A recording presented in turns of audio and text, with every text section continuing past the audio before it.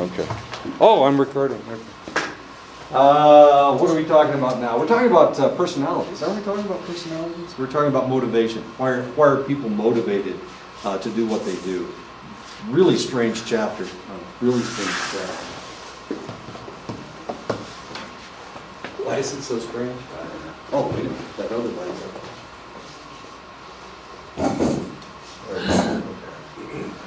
I like this room.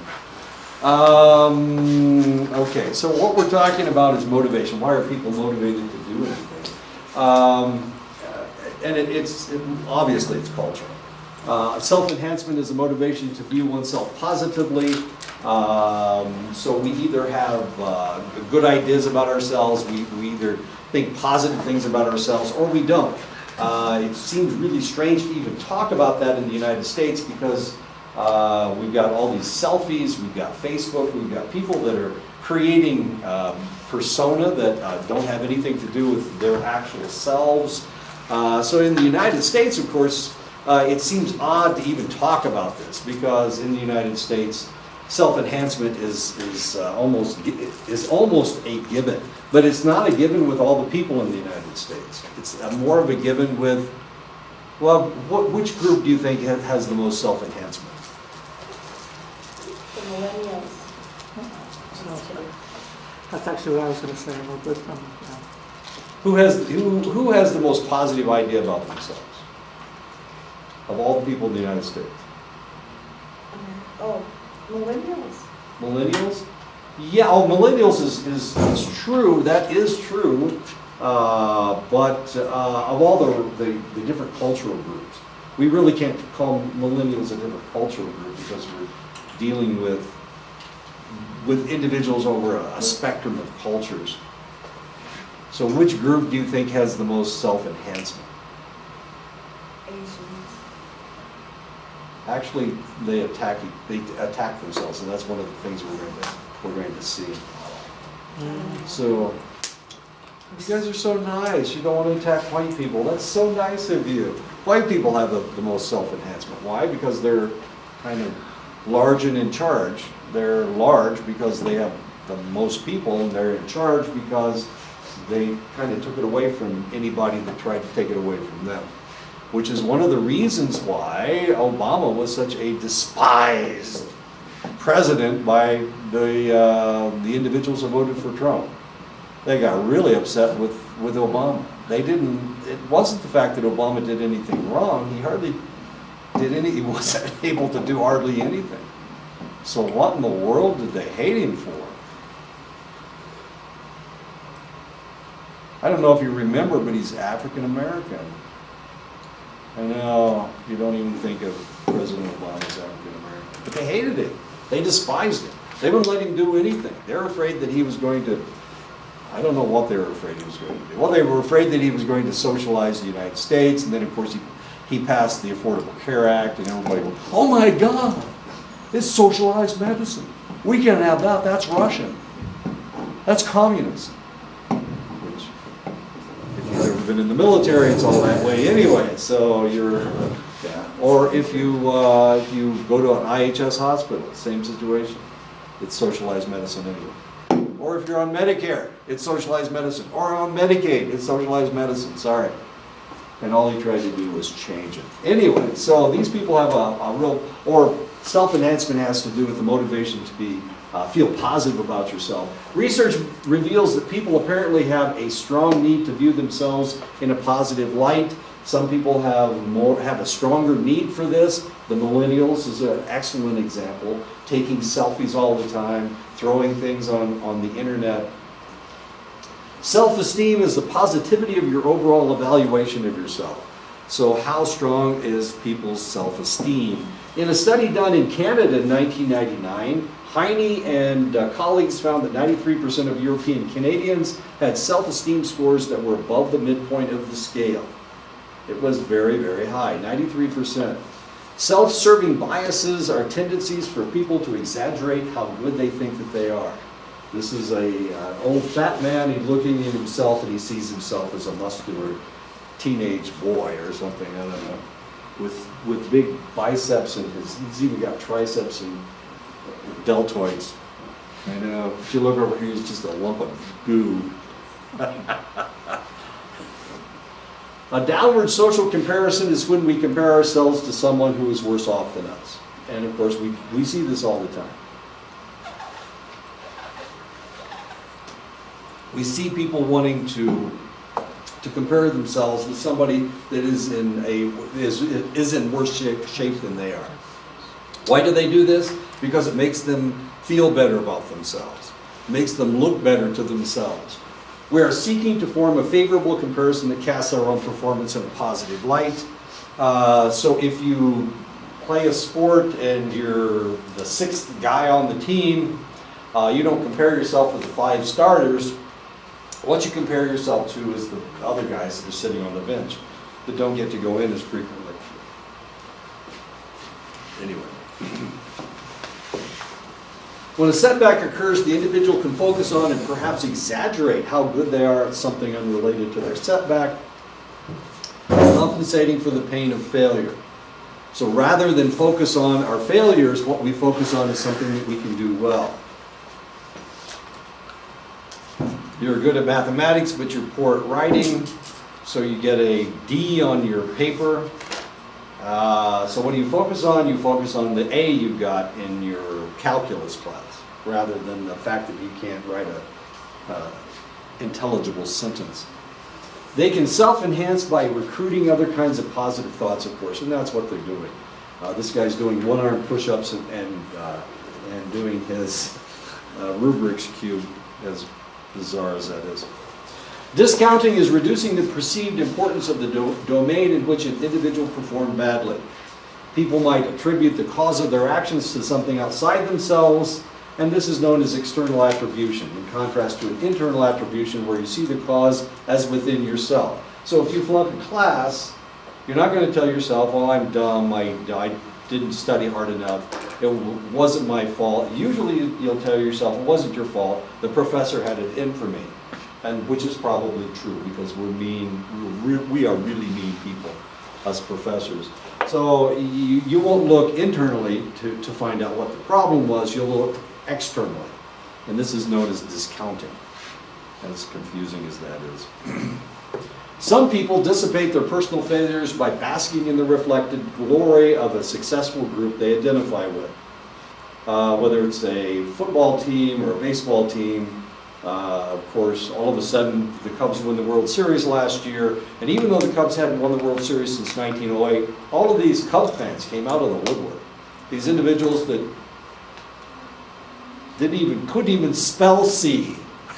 They have a C on their hat.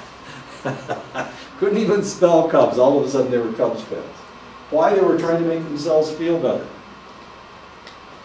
My favorite baseball team had the worst record in baseball this year. Chris and I both know, because he wears a San Francisco Giants hat. We had the worst record in baseball. We were the worst team in baseball. We tied with the Phillies as the worst team in baseball. But we're still Giants fans, aren't we? Okay.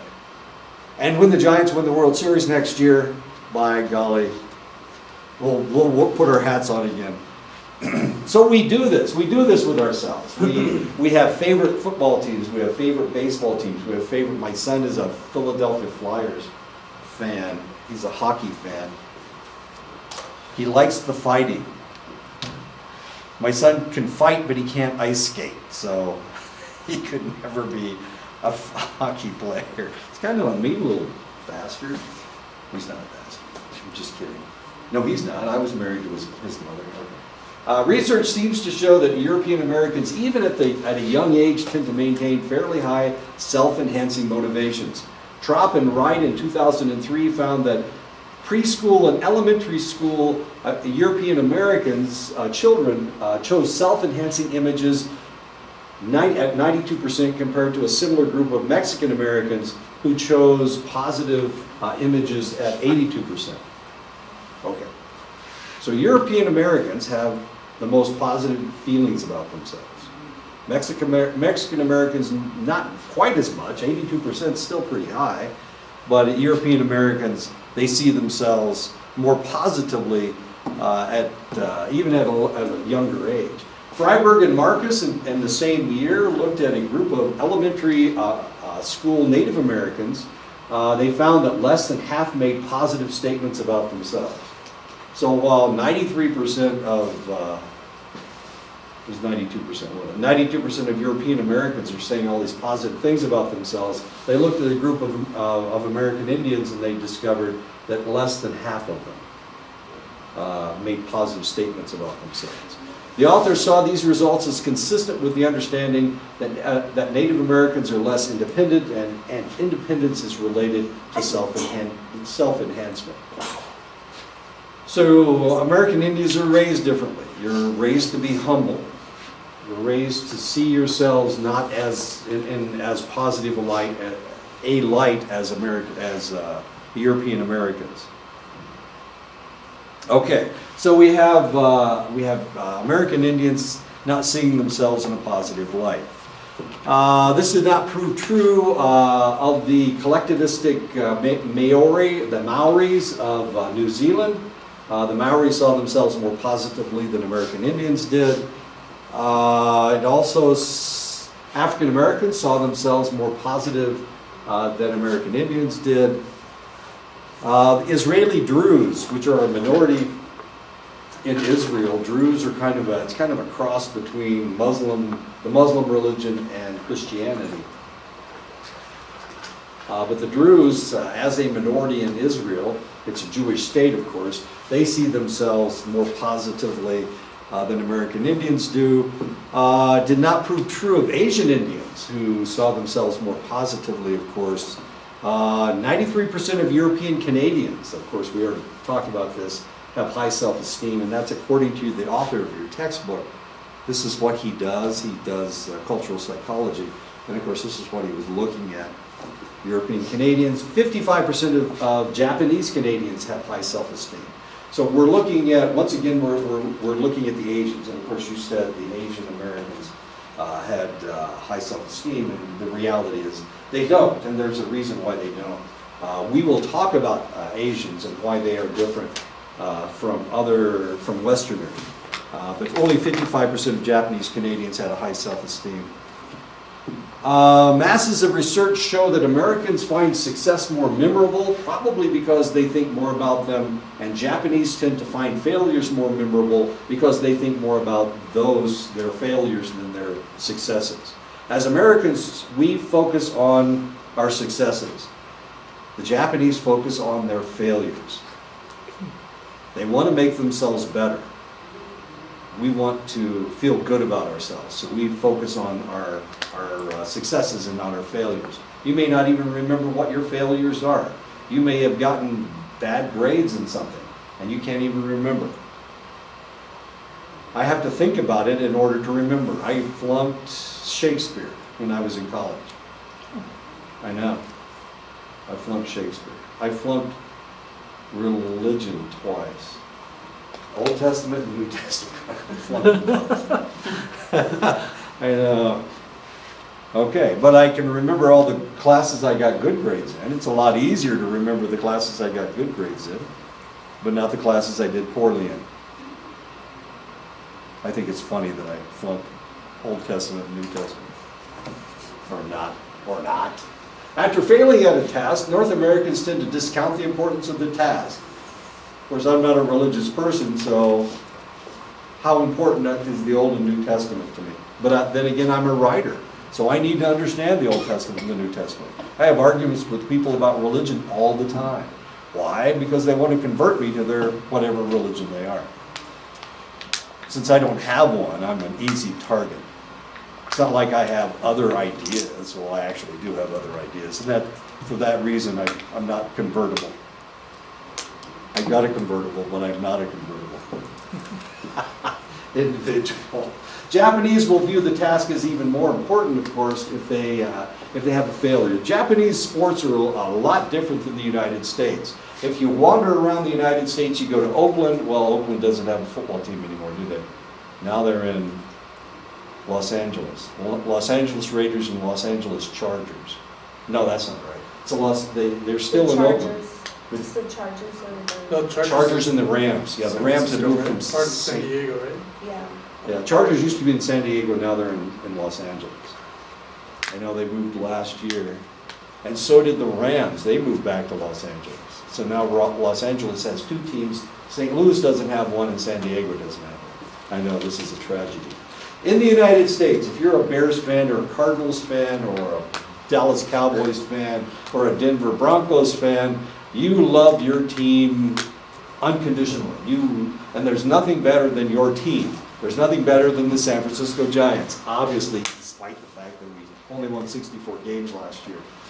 In Japan, it's completely different. So when we are rooting for our team, we only say positive things about our team, and we attack the other team. It's not that way in Japan. In Japan, they're more likely to attack their own team than they are to attack the visiting team.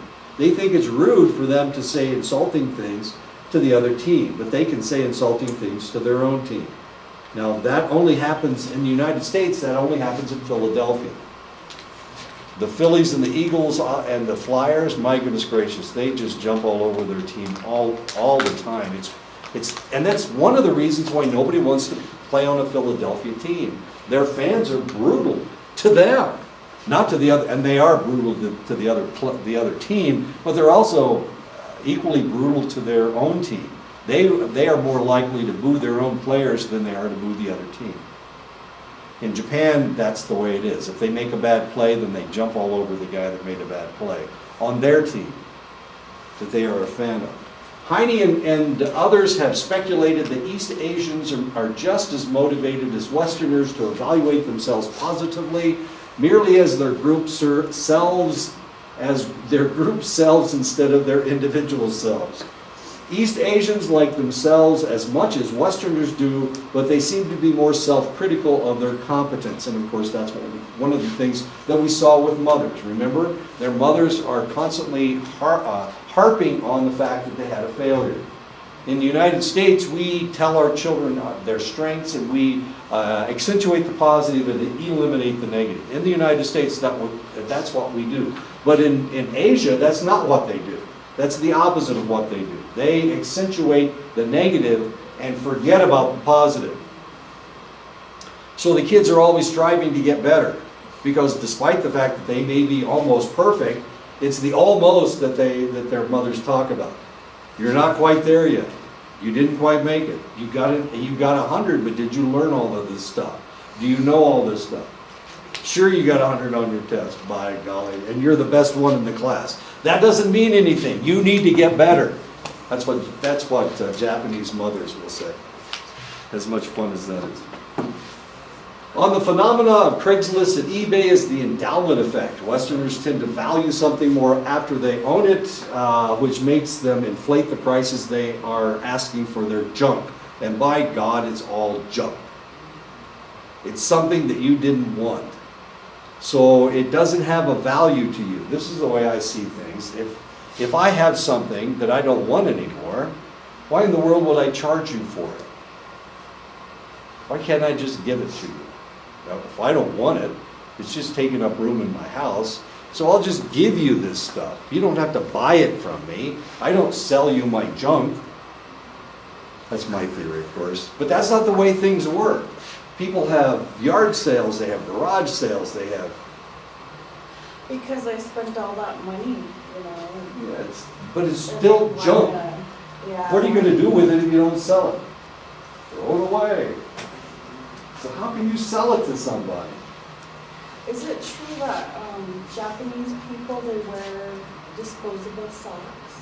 Yeah. Yeah. Yeah. You. Of course they wear disposable socks. These are the people that walk around with masks on all the time. Where was I that I just saw all those Japanese or Chinese people? Oh, in Vancouver. A lot of Chinese visit Vancouver because there's a lot of Chinese in Western Canada. So they had all these visitors from China. They all had, the Japanese and the Chinese, they all had masks on. They were afraid of catching some virus or something, some horrible disease, so they're all wearing masks. It was funny. And we're just walking around and grabbing stuff and not washing our hands. touching the doorknob and not washing our hands. How horrible is that? One thing I wanted to say is, like, the Canadians' self-esteem, I think I know why, because, like, my sisters, they're from Canada, and they would come down to the States, and they would always tell us, okay, stand in the mirror and tell yourself you're beautiful. Yeah. And, you know, and then they laugh, like, at everything, you know, and they would really literally just focus on, you know, stand there and tell yourself you're beautiful. And if you didn't know how to do that, you know, they'd be like, oh my God, she's learning how to do that, you know. And us being from the States, we see them really fakey, kind of, you know. You know what I mean? Yeah. Exactly what you mean. And so I always thought something was wrong with me because I couldn't say I was beautiful in front of a mirror and stand there. They would say, literally, say it 100 times a day. Oh my God. Yeah, so I'm normal. Here's something about Canadians. They want to be Brits is what they want to be. They want to be us. They want to be somebody else. They don't want to be themselves. They want to be English people. Their whole school system is English. Everything comes over from England. Everything that Brits do comes over to England or to Canada. And so the Canadians don't make anything up themselves. It's all English stuff. Or it comes up from the United States. You don't need to look in the mirror and tell yourself you're beautiful 100 times a day, because you're an American. You like yourself. You already like yourself. You don't have to pretend that you want to be somebody else. Sorry, I'm picking on Canadians. Well, it's true, you know, my sister, she graduated from the University of Lethbridge in psychology. Mm-hmm. And so she does a lot of self-healing with people, you know, and she has all these really enormous talks, you know, but it's like cultural genocide and healing from the boarding school era and Right. everything. Well, their boarding schools were a lot worse than ours are. Yeah, they were. Yeah. But yeah, I just see them really different people, even though they're my sisters, family. First Nation people, a little bit more different. And now there's a lot of stuff going on in Canada that they try to hide. There's a lot more spousal abuse in Canada than there is in the United States. There's a lot more child abuse up there than there is in the United States, as strange as that seems. They're such polite people, but they're mean. They're competitive, especially with us. They're really competitive with us. Canadian took me out one time. He took out my leg, bastard. Now I don't have an ACL on my left knee because of him. Because we were winning. That's how competitive they are. They have to win. That's okay. I'm not going to say anything more about Canadians because Sarah's a Canadian. Well, not anymore. She's American now. She's American. We see the opposite effect of East Asians, of course. What are we talking about? Oh, East Asians, so they don't have garage sales or stuff. They don't sell their junk. They just give their junk away. Now, strangely, when I was growing up, my parents would never, ever think of having a garage sale or a rummage sale or a yard sale. They never, ever do anything like that because they didn't want to give anybody their junk. If somebody wanted it, they just gave it to them. I was clothed almost all my young life with hand-me-downs that our neighbors gave us. You know, their kids couldn't wear it, so they just gave it away. So I got hand-me-downs from my brother and from my neighbors, all my neighbors on both sides. My brother had brown eyes, and so all of his clothes were either brown or green. I have blue eyes, so all my clothes were either blue or blue. So all the hand-me-downs from my brother were the wrong color. They didn't fit with all my clothes. It's really kind of strange. So that's why I can't put clothes together today, even though these are all my clothes. Miller and her colleagues in 1997 and then again in 2002 looked at children's stories in the United States and Taiwan.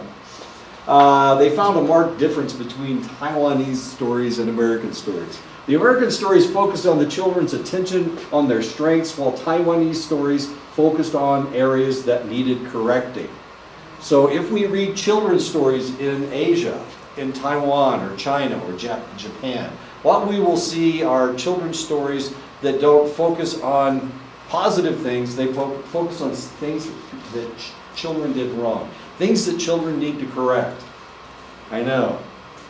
So if you think of the stories that you read, or the Dr. Seuss stories are kind of fun. They're always focusing on your strengths. They're trying to give you self-esteem. That's an American story. But the Chinese and the Japanese stories are trying to focus on your problems so that you can correct it. Our European American parents viewed self-esteem as central to child rearing. So we keep telling our children how wonderful they are.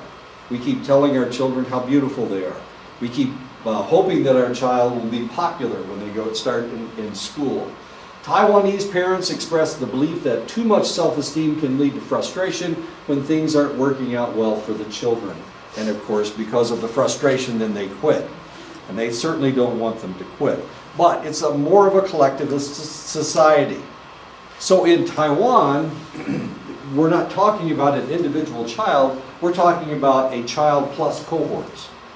So this child is always being compared with all the other children in their class. In the United States, each individual is an individual. So we can focus on individual things. But in China and Japan, everybody, they are part of a group. And they want them to be part of a group. And they evaluate them as a group. And if one person fails, they all fail. In the United States, if Jeff fails, nobody else cares. No offense, Jeff. No worries, it's okay. I'm not going to flunk, just because he fails, I'm not going to give you all Fs.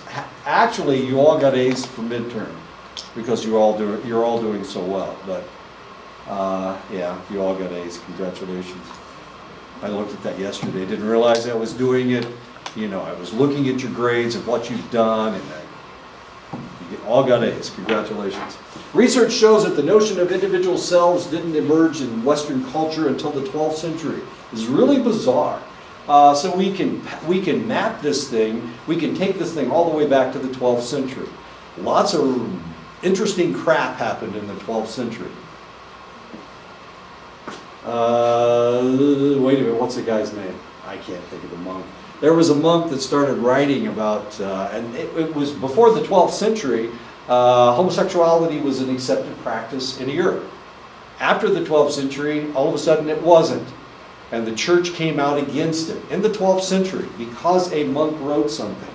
Before that, the priests could be gay, their parishioners could be gay, and nobody cared. It was no big deal. Nobody had a clue that this was an abomination. Then they started reading the Bible differently. They started reading the Bible so that individuals could go either to heaven or hell.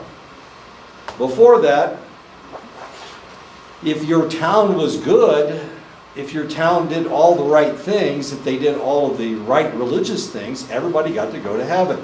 And you went with everybody else, which was kind of cool. After that, they started focusing on the individual.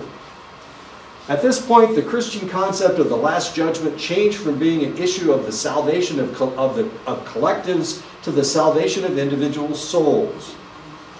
Now, also, there's a lot of interesting things that are taking place in the 12th century.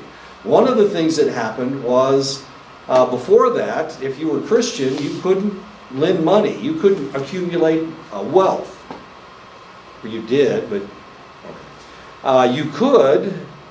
So if you controlled an area, then everybody in the area, and you had food, and you had money, and you had jewels or whatever, everybody shared. After that, we had individuals that became individualists. They tried to accumulate their own wealth. And because of this, of course, the church is trying to tap into that money source. They wanted some of the money. This gets kind of ugly. I apologize, but So they were trying to tap into the individual sources. So they had rich people. Jeff's got money, so I'm going to tell him the only way you get to go to heaven is if you give me a select amount of money. Yeah, okay. So you can go to heaven by giving me money 10% of everything you might count. so that the church can be wealthy. And this happened in the 12th century. As bizarre as all that sounds. Really? Is it the church would do all that stuff? Sure, the church wanted to maintain themselves. Also, the priests wanted nicer clothes. They wanted better food. So sure, yeah, all this stuff took place in the 12th century, as horrible as that sounds. With the Protestant Reformation in the 16th century, many Protestant sects maintained a belief in predestination, or the idea that one's fate was determined before your birth. This kind of screws everything up. Because here I am, I'm trying to get you to give me money so that you can go to heaven. And because of the religion, and actually they set up, the Protestant religion was set up to counter all these negative things that were happening in the Catholic Church. So the Catholic Church was telling you, well, the only way that you can get absolution is if you give me a select amount of money. That's what the church was telling wealthy people, because they wanted the cash. And the Protestant Church was set up to counter this idea that the Catholics had that you could actually pay your way into heaven. So according to some sects of the Protestant religion, and there were tons of Protestant religions, there were tons of groups of people that broke away from the Catholic Church before the 16th century. But it didn't take until the 16th century. And actually, it started back in the 12th century. They started having splinter groups breaking off from the Catholic Church in the 12th century. So what happened to all those guys between the 12th century and the 16th century? The ones that didn't believe in that the church was doing the right thing. What happened to all those guys? Did they make their own religion? I'm sorry?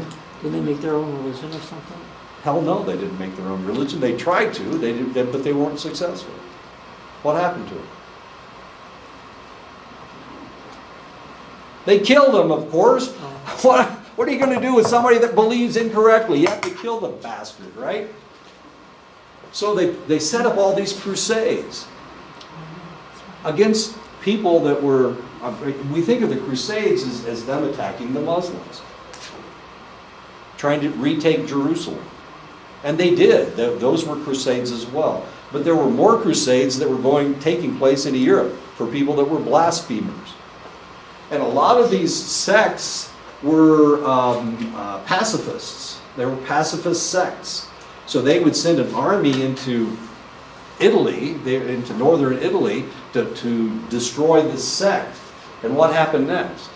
They just killed everybody because, I mean, it was one group is armed and the other group are pacifists. And they believe that they get to go to heaven because they're peaceful and have never done anything wrong. And this happened over and over and over again. I know. This is bizarre. Okay. I know. History is so ugly, isn't it? Didn't they also kill the Gypsies too? The Crusades? Well, the Gypsies weren't there yet. Yeah, okay. We hadn't come over here. They hadn't come over here yet. The Gypsies started out as people from India. Okay. But they thought that they were Egyptians. Hence the name Gypsies. Isn't that bizarre? Okay. Yeah, they were from northern India. Okay. They were light complexioned people from India. They came over. And of course they interbred with the people that they were around and whatnot. They became lighter complexioned. They still are relatively swarthy. In other words, they have black hair and relatively dark skin. Well, relatively dark skin. But what are we comparing them to? Okay. Okay, so there were individuals that believed in predestination. And of course this took. Finally the church had lost its power. In the 12th century the church was extremely powerful. And if you were a bad guy, you did bad things, you did sinful things, you were a rich, powerful soldier, you had two choices. You could either do what the church told you to do, or the church would mount a crusade against you because you're doing something wrong. The church could mount a crusade against anybody, even their loyal subjects, if they had an excuse to do it. And then when they went in, the guy would either have to give them lots of money to save themselves, or they were able to destroy him and take over his property. That's what crusades were all about. And this went on over and over again, all over Europe. As strange as that seems. That history is just ugly. And of course the Catholic Church doesn't want you to know all this stuff, so it doesn't really enter the history books unless you're studying a select type of history. And then you get to read it. But of course I've read in history, and so I find this stuff fascinating. I really love it when the church makes a mistake. Because it seems to me, if God's really talking to these people, they shouldn't do anything wrong, right? They should only do right things. But you know, the Catholic Church was split in half. Well, it's been split a bunch of times. But for a while they had popes in Avignon, and they also had them in Rome. They had two popes at the same time, and they were fighting each other. As confusing as all that is. I know. You guys knew all that. You knew that there were two popes. And at one point, the popes it was okay if they made babies as long as they didn't marry the lady. I know, it gets really confusing. Anyway, lots of fun stuff is going on. So all of a sudden, the Protestants become powerful enough, and the Catholic Church becomes weak enough that they are able to get a foothold into Europe. And this happened in the 16th century, in the 1500s. This gave people a great drive to enhance themselves as that proved that they were one of the God's chosen people. Really strange argument going on here.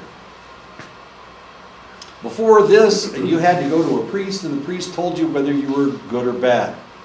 But now all of a sudden, this whole concept of predestination tells you, or at least this religion believes, that your fate is sealed at birth.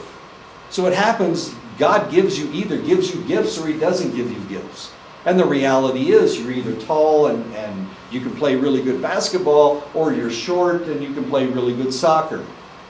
So those are both gifts, and how did you get those gifts? Well, God gave them to you. Obviously, God gave them to you. So all of this was sealed before you were born. God decided whether he's going to give you something good or maybe he didn't give you something good. Maybe he made you stupid. Maybe he made you not very bright, so that you suffered throughout your life. But what you needed to know was whether you were one of God's chosen people. If you are a Lutheran, then you're one of God's chosen people. One of the coolest things about religion is that if you adhere to that religion, then that religion will tell you that God has chosen these people to do the right thing. Baptists and Lutherans don't worship in the same manner. They do things differently. So which one is right and which one is wrong? That's the question you have to ask yourself. And that's what, everybody, if you adhere to a religion, of course, you have to follow this religion religiously. You have to do exactly what the religion tells you to do in order to go to heaven. And that's all that, you have to go to church every Sunday, and you have to do whatever you do, or give a certain amount of money to the church. You have to support their missions and whatnot. Anyway, I'm not trying to talk you out of going to church, okay? I want everybody to go to the church that you proscribe to. But this is what happened in the 16th century. So all of a sudden the Catholic Church, the Catholic Church has been around for 1,500 years, and priests have always been able to tell you whether you got to go to heaven or not. It was always priests that, not only that, but you couldn't understand what they were saying when you went to church, because everything was in Latin. And unless you spoke Latin, which only priests did, because you were from Spain or you were from France, and you spoke French or Spanish or English, you didn't understand what they were saying. People didn't read. Okay, so predestination. So the more money you could accumulate, all of a sudden it showed you that you were one of God's chosen people. God's not going to allow you to be successful unless you are one of the chosen people. So we got this whole idea that the more stuff we had, the more likely we'd get to go to heaven. because God had blessed us with all this stuff. And actually that's a prayer that a lot of people say. Okay. I'm not going to talk about religion anymore, I don't think. I'm going to talk about face. Okay. Face is a strong Eastern idea that barely registers among Westerners. Face has been defined as the amount of social value others give you if you live up to the standards associated with your position. Okay, so people accumulate face by what job they do. So if you are the guy that digs out the benjo ditches, all that manure in the bottom of the benjo ditches, your face isn't very high. But if you're the guy that owns the store that everybody goes to buy their rice, now you've got lots of face because you own that store. And this gives you face. This is an age, of course. The higher your social position, the greater the amount of face available to you. So if you're important in the community, everybody, you're the mayor of the city, that gives you lots of face. So there are certain jobs that you can have that give you just tons and tons of face. You can own something. You can be a political figure. You can be a college professor. It gives you lots of face. So when I visited Korea, I was a college professor. At that point, I was a college professor. I taught at a college. And when the Koreans found that out, they would do things like they would give me their seats on the bus. If it was that crowded, they would give me a seat because I was that important. I was able to get off the airplane first because because of the amount of face that I got just from being a college professor. Because they really honor their and also I had white hair, so they considered that very important. What they didn't understand was, they didn't understand why I didn't wear glasses. Because all professors wear glasses. And they kept asking me, well, why don't you wear glasses? You know, you teach, so why don't you wear glasses? And I told them I don't need glasses. And they thought, well, I'm not sure what they thought. But I'm guessing what they thought was that I didn't read very much because you go blind reading, you know, of course. And a lot of Asians wear glasses. Almost all Asians wear glasses, actually. If others grant you face, you'll enjoy all the perquisites that come with the enhanced status and power. One characteristic of face is that it is more easily lost than gained. And of course, because I didn't wear glasses, I lost face with the Koreans. I was a college professor, therefore I had face, but I lost face because I didn't wear glasses. The amount of face an individual has access to is determined by their position, thus increasing face can only be increased with promotion. So because I was a college professor, that gave me that much face. They didn't ask me where. They didn't ask me whether I taught at Harvard. I wasn't teaching at Harvard. This is when I went to Korea. I was teaching at Langston University. Langston University, which nobody's ever heard of. It's the black college in Oklahoma. Once upon a time in the South, if you were black, you couldn't go to a white school. So African Americans built their own colleges, and these became the historical black colleges and universities in the South. This didn't happen in the North. In the North, black people went to white colleges. It didn't make any difference. They went to college. And of course, the colleges accepted everybody. But in the South, of course, they couldn't go to white colleges until some colleges were still segregated into the 1970s. So Langston was started in the 1880s after the Civil War, and it was the black college in Oklahoma because Oklahoma was segregated. So if you were black, you couldn't go to the University of Oklahoma, you couldn't go to Oklahoma State, you had to go to Langston. And that's where I taught. But the Japanese didn't ask me where I taught. Now in the South, when people found out that I taught at Langston University, I lost face. In the South, of course, because I'm a white guy, and white guys are only supposed to teach at white institutions, not at black institutions. Black institutions are secondary institutions, are subpar. That was the idea. Do you think we have face here? Here in Arizona, You know, I'm in Navajo Nation. because I taught at Langston. No, I mean, just, Does In general. does teaching at Denny College give me face? yeah. Probably less face than if I taught at Arizona State or Arizona. But more face than if I taught at Coconino Community College, I'm guessing. It all depends. Now Jeff is, of course, he's leaving this institution and going to ASU. Does that give him more face because he gets into ASU? This is a community college. Denny College is a community college. Community colleges do not reject people, but ASU does. So you have to wait to find out if they accept you, right? Okay. And the semester went great. Yeah, I mean, they can't accept everybody, otherwise they'd have 300,000 students instead of 75,000 or whatever they have. Right. And it's the same thing with the psychology program. As long as we're accepting everybody, that lowers the face, but as soon as we start picking and choosing the people that get into the program, that raises everybody's face. As strange as that sounds. It's real important to me that I have face. I'm just kidding. Obviously, look at the way I dress, my goodness gracious. This gives me face. While face is difficult to enhance, face is lost whenever individuals fail to live up to the standards of their roles.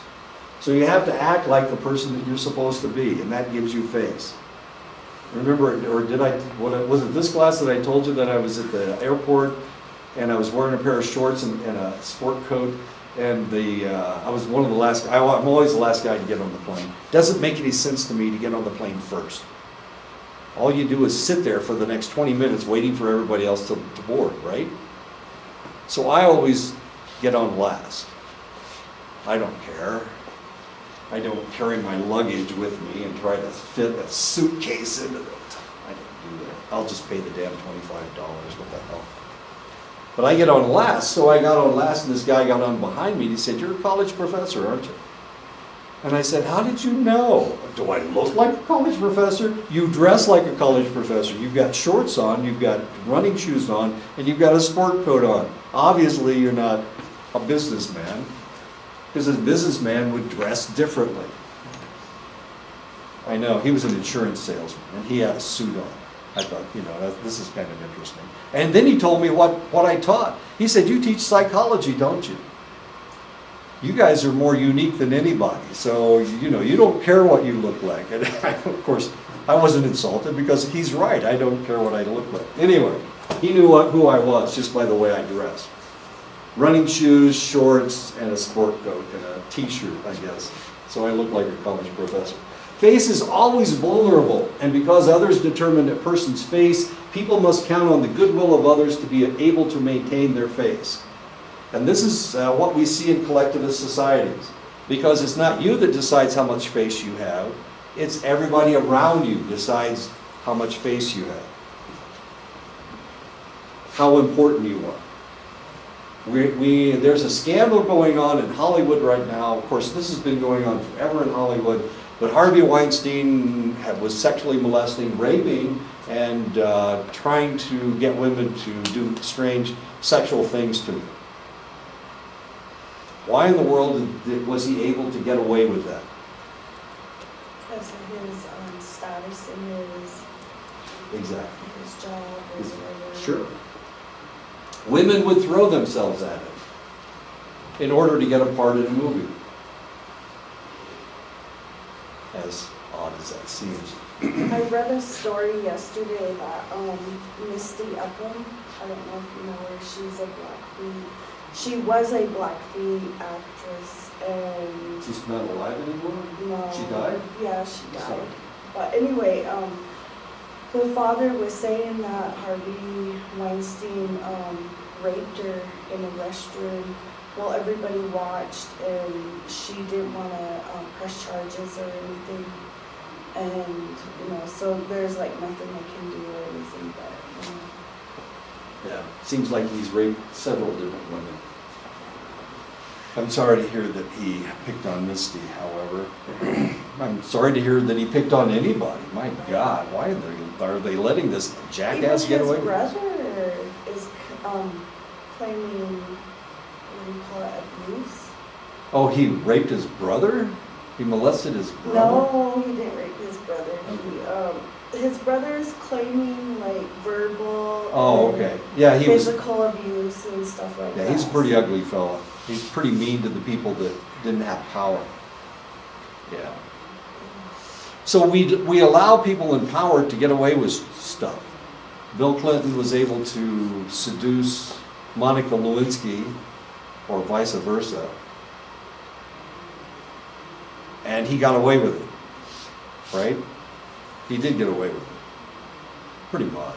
Yeah. Yeah, pretty. Donald Trump has said that well, I said this yesterday, yeah, he could shoot somebody on Fifth Avenue and not lose any votes, is what he said, I guess. Anyway, so this has to do with face. And strangely, face in the United States has to do with how much money you have. Harvey Weinstein was a very wealthy man. Donald Trump is a very wealthy man. So do we not care what he does or what he says? Well, evidently, because there are a lot of people that don't really care what he says about North Korea.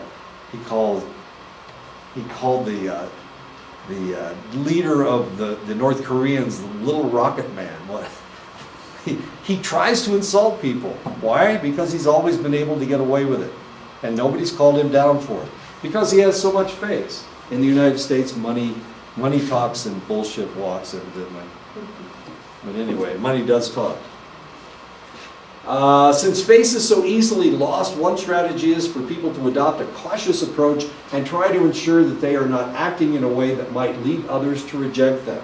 And this is a problem that we saw in Asia. We sent Stilwell over to China to get the Chinese to fight against the Japanese. And he got over there in 1941 after we entered the war. The Chinese were losing horribly. And he tried to get he tried to help the Chinese army. But the problem was he couldn't get the Chinese generals to fight. And the reason he couldn't get the Chinese generals to fight is because not only did they not want to lose their army, if they fought the Japanese, of course, they would lose men. But as long as they had an intact army, they had face. If they took their army into battle and they lost, then they would lose face. And if they lost face, now they're not generals anymore. And potentially, they would have been executed for losing face. So he couldn't get them to fight. Chiang Kai-shek, he couldn't get anybody to fight. Nobody would fight. And he couldn't get them to fight until right before the end of the war, when we were winning, when the Japanese were losing, when the Japanese didn't have a chance. Then the Chinese started fighting, but he couldn't get them to do anything until the Japanese started losing the war. This approach is known as the prevention orientation, being defensive and cautious. So one of the other problems we have with Asians is we can't get them to try to do anything that's bold, anything that's a new step. They want to take baby steps. They don't want to take a broad leap because they will lose face. So they're afraid to do that. So if we look at East Asia, if we look at the Chinese, we look at the Koreans, we look at the Japanese, a lot of things that happens for them, and this is how they beat us in the automobile race. Their cars are much better than ours. They're much cheaper than ours. They get better mileage than ours. Why? Because we have tried bold steps to change things, to change the style. And the Japanese always go by baby steps. We used to change models every year in the United States. General Motors, Ford came out with a new design every year.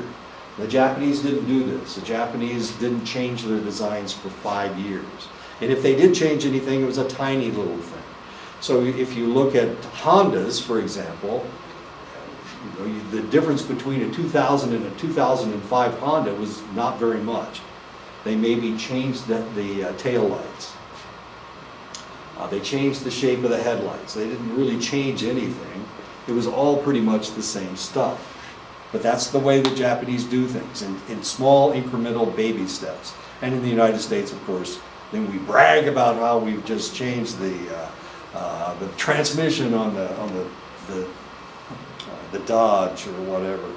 But the Japanese don't do that. They do everything very incrementally. Why? Because they don't want to lose face. They don't want to move backwards. They don't want to lose anything. Prevention orientation is contrasted with promotion orientation, where the individual is more concerned with advancing themselves and aspiring for gains. Prevention seeks to avoid bad things, while promotion seeks to secure good things. And of course, everything is done very incrementally as far as the Asians are concerned.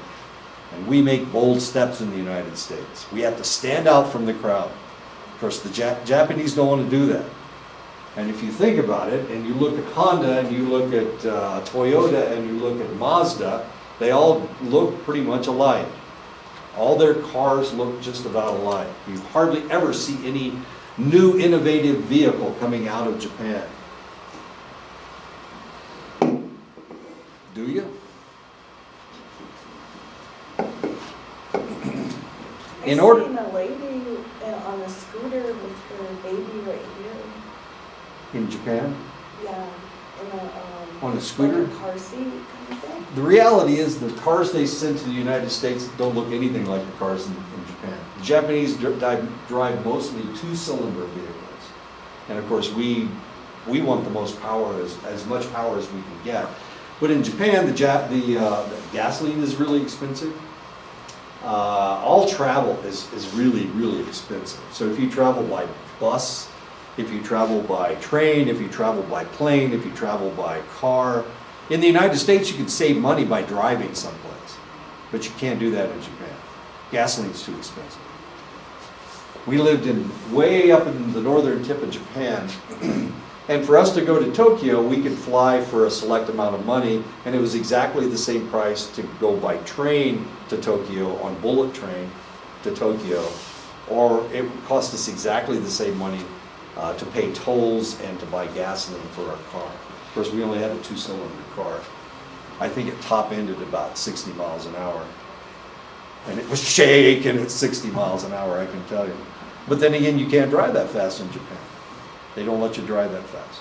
So why in the world would you have a sports car in Japan? You can't. They hold you down to 50 clicks, which is like 35 miles an hour. I mean, it's that way all over Japan.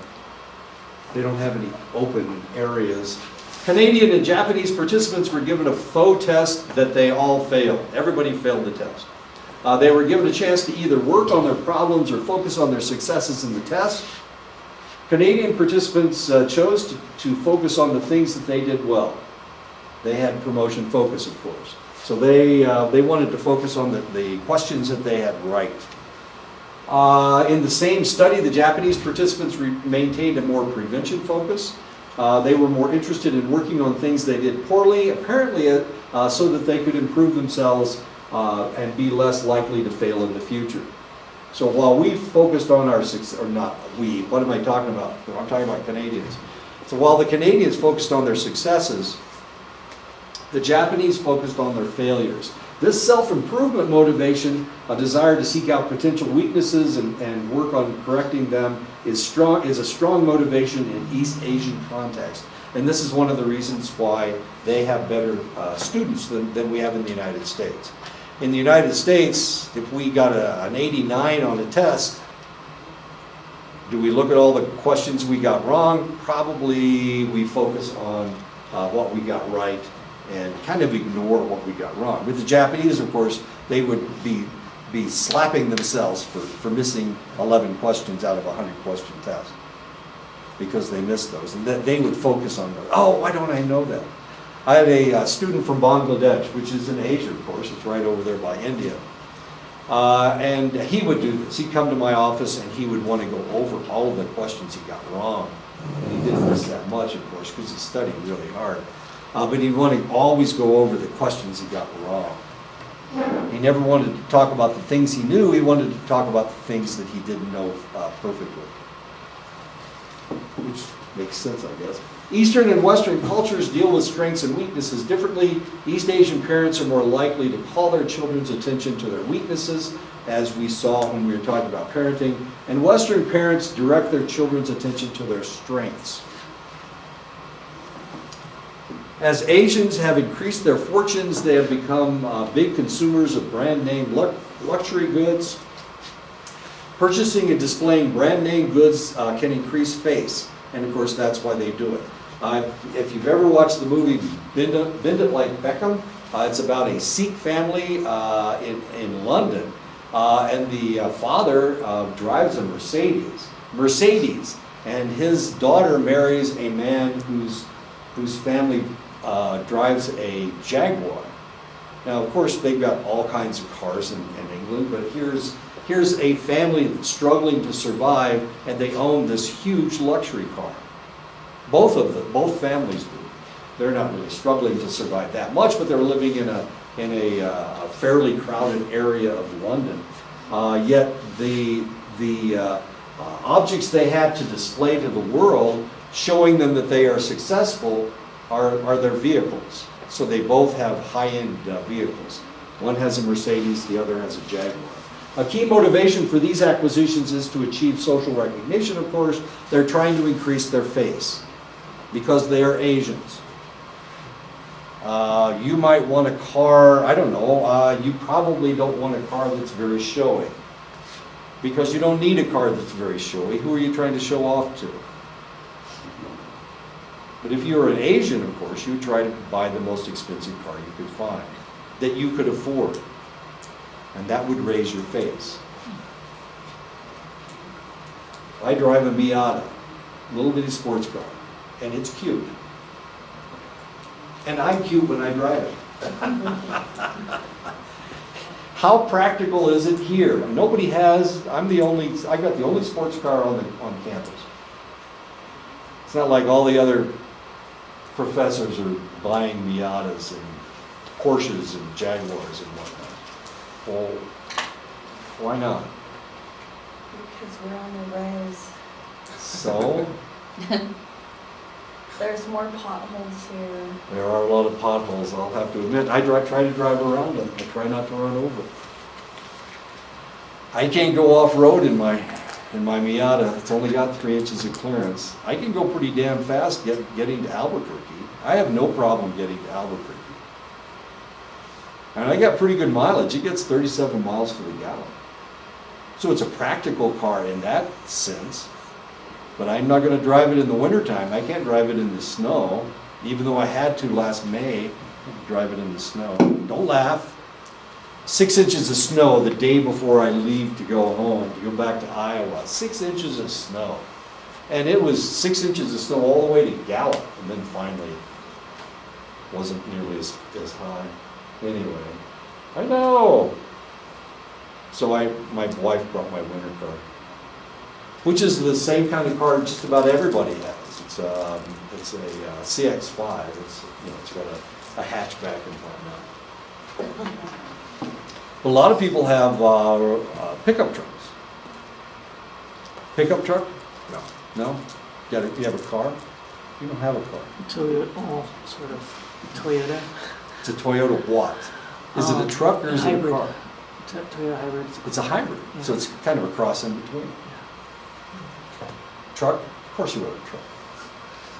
It's probably got a gun rack on the back. It's like 14 miles to gallon. How much? 14 miles. 14 miles to the gallon. Oh. Oh my God. Truck? Pickup? I have a car and a Yep. truck. You have both? You're like me, I have 2 cars too. Truck, of course you have a truck. You have a car. New car.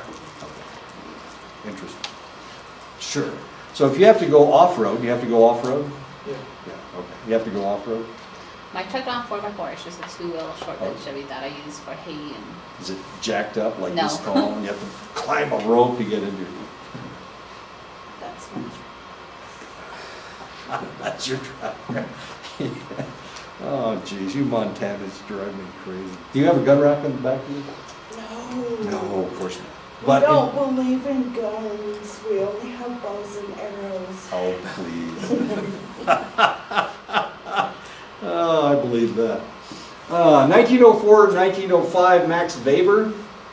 He's a German, so you pronounce his name Weber instead of Weber. I know it looks like Weber, but it's not. It's Weber, Max Weber. He was a sociologist. He printed a controversial but influential series of essays entitled The Protestant Ethic and the Spirit of Capitalism. Now remember, for a long time in the United States, we were a Protestant nation, to the extent that we didn't want to allow Catholics to come into the country. We tried to keep them out. We tried to keep out the Italians, the Eastern Europeans. We didn't have to keep out the Spanish. They didn't want to come here anyway. The only Catholics we were allowing into the country were Irish and French. Everybody else we tried to keep out. Western Europeans are okay. Southern Europeans, no. Eastern Europeans, no way in hell. We're not going to let those people in. We gave them bad names. We referred to them as negative things. We called them bohunks. We called them wops. We called them really negative things, and these are very insulting terms. We called people coming up from Mexico wetbacks. I mean, we tried to insult these people and keep them from coming up. We tried to keep them out of the United States. A lot of it had to do with the fact that they were the wrong religion, and they had different ideas. One problem that we had was that until John Kennedy became our president, we thought that somebody who was Catholic had to do what the Pope told him to do. And that was one of the arguments against John Kennedy becoming president of the United States. Who's going to be in the White House? Is it going to be the Pope, or is it going to be John Kennedy? And of course, he had to show his independence in order to get elected president of the United States. So we had this prejudice against Catholics that extended all the way back to the 18th century. How about the British? Where are they as far as Catholicism is concerned? What's the history on the Brits? Are they Catholic? Yeah. Are they? Are Brits Catholics? Well, if Canadians are trying to be like the Brits, there's a lot of Canadians that are Catholics. They are, but they are immigrants. I don't know that. Brits are Anglicans. What is that? Well, it's kind of like Catholics, except it's different. Henry VIII wanted a male heir, and he couldn't knock anybody up and get himself a male heir. So he couldn't get his wife pregnant. So he got rid of her and got himself another wife. Well, the wife that he had was one of the princesses of Aragon, of Spain, and it was creating an alliance between the English and the Spanish. And the Spanish didn't want him to divorce his wife, but he needed a male heir. So he decided to leave the Catholic Church so that he could get married to somebody else. The Pope wouldn't give him an absolution. So he broke from the Catholic Church and he created the Church of England, which is what they call it in England. They call it the Church of England. And then now they call it the Anglican Church, which means Church of England. So, but their ceremonies are almost the same as the Catholics.